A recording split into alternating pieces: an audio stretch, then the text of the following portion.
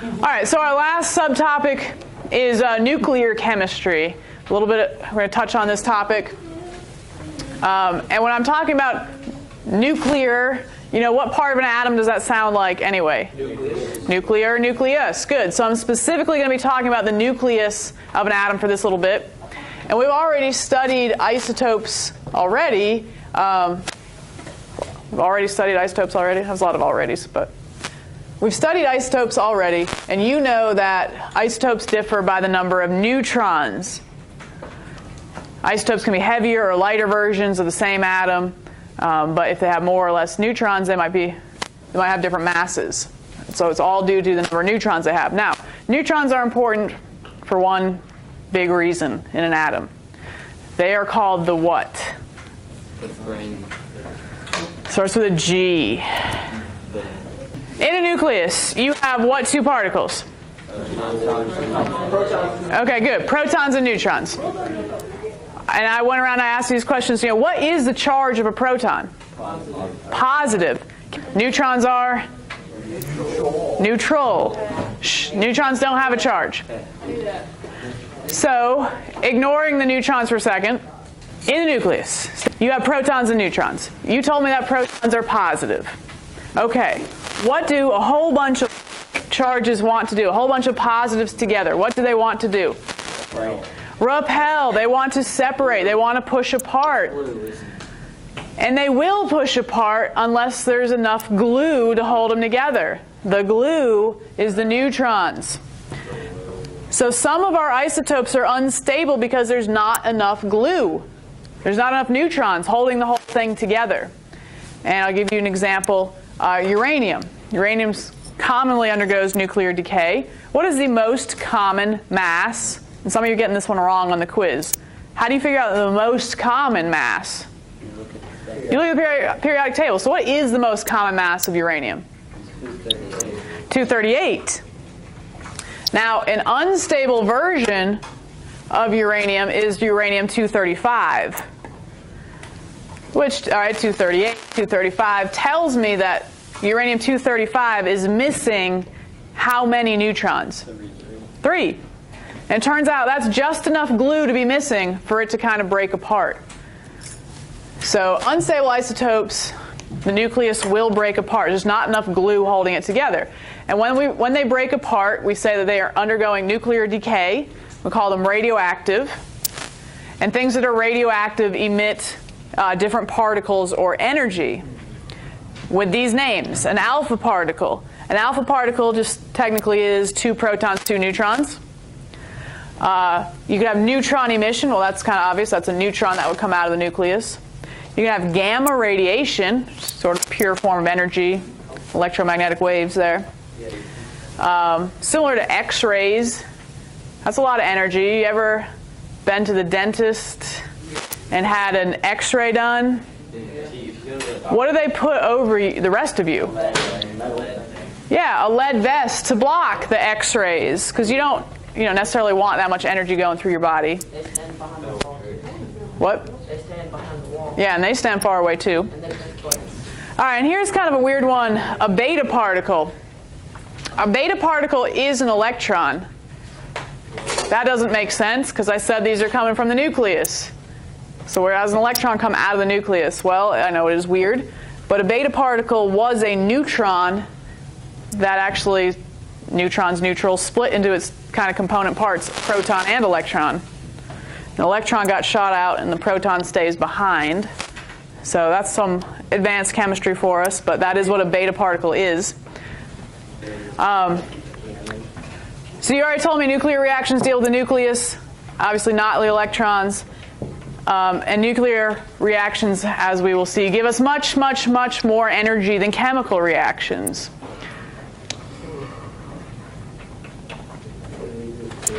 All right, nuclear fission. One example, sort of nuclear decay. Nuclear fission. Fission and fusion are good words you should know even outside of science class. What does fission mean? It's good. Splitting, breaking apart. What does fusion mean? Good. Something's split together. If you're fusing something together, it's combining. So fission, splitting, fusion, combining. Fission typically happens when you have something really big that's unstable, like uranium-235. And it's going to split into its component parts. Well, not component parts. It's going to split into smaller atoms, actually, which is kind of neat. And it's going to actually give off some neutrons, too. And uranium-235 is pretty unstable, but it does exist in nature. So what gives it like that little trigger to make it split?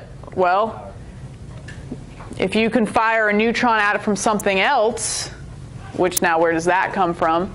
Something else that's radioactive, more so, that is constantly emitting neutrons. We could fire that almost like a gun at one uranium atom, and that just one little bump of energy would be enough to split it. And now where do you think all these little extra neutrons are going to go? They're going to hit more uraniums, and more uraniums are going to split. And then those neutrons are going to come off of those uraniums and hit more uraniums, and more are going to split. And then there's going to be more neutrons, and they'll hit more uraniums. So this is a nuclear chain reaction, a fission chain reaction. This is how our power plants and our nuclear bombs work. So once it's started, there's no turning back. And it is a huge, huge amount of energy. The atomic bombs that were dropped on Japan, do you know how much uranium was in the bomb? 1 pound. 2 pounds. 2 pounds. 2 pounds? That's a lot of energy. And now here's a neat thing, according to Einstein. If you were to add up all those other atoms, like, let me go back a second. Okay, so other atoms like strontium, xenon, if we go back and we find all those other atoms that were created, all those extra little neutrons floating around, and we add up all the mass, is it still 2 pounds?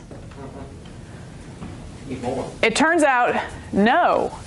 Some mass was destroyed and converted into energy, which we previously thought was not possible, because there is even a law called the conservation of mass. So we did not think it was possible to destroy mass, but Einstein told us we were incorrect. And not that we're going to do any really math problems with this formula, but you can simply get the gist. If you take the mass of something and you multiply it by c for the speed of light, c for Latin celeritas, does that meant like swiftness? Is the speed of light, though, a big number or a small number? Big. It's a big number. And you're going to square it, so now it's an even big number, even bigger number. So mass times speed of light squared is going to give us a huge, huge amount of energy. We can get way more energy from nuclear power than we can from any coal-burning power plant or any hydroelectric power plant. So why aren't all our power plants nuclear power plants? There are some cons. There are some side effects, some dangers, such as what? Radioactivity. Cancer. Yes. We have risk of meltdown. Do you know 2 of the famous historical power plants melted down? Well, underwent partial meltdowns. The one in Japan. Yeah. That one? Oh yeah. The Fukushima nuclear power plant. Yeah, with the the earthquake and the tsunami. Oh, that is a much better modern example. What else? Remember the other ones before that? I thought the U.S. There's one in Pennsylvania, which that one is called 3 Mile Island. There's another one in the former USSR, Chernobyl. And so you go back to Chernobyl, nothing lives there. I mean, it's just a wasteland. Wasn't there?